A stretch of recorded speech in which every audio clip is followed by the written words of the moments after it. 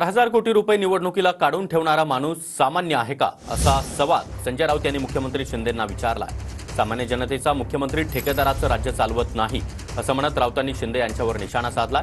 सामान्य कार्यकर्त्यापासून मुख्यमंत्री पदापर्यंत माझा प्रवास असल्याचं वक्तव्य एकनाथ शिंदे यांनी TV9 मराठीच्या कॉन्क्लेव्हमध्ये केलं होतं आणि त्यावरूनच संजय राऊतांनी मुख्यमंत्री शिंदे यांच्यावर हल्लाबोल केला. मी ग्रासरूट पासून आलेलो आहे. एक सर्वसामान्य कार्यकर्ता ते या राज्याचा मुख्यमंत्री मी झालेलो आहे. मला सगळे खड्डे टोपे सगळं माहीत आहे. उतार चढाव मला सगळं माहीत आहे. संघर्षातून मी इथपर्यंत आलेलो आहे. लोकांच्या भावना समजून घ्याव्या लागतात. शेतकऱ्यांच्या बांधावर शेतावर जावं लागतं. इर्षाळवाडी चढावं लागतं. पुरामध्ये जावं लागतं. घरात बसून चालत नाही. फेसबुक लाईव्हवर चालत नाही.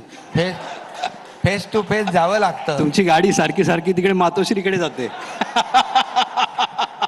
मी बघा, तुम्ही आता तुमच्या मनातच ते आहे तर मी काय करू.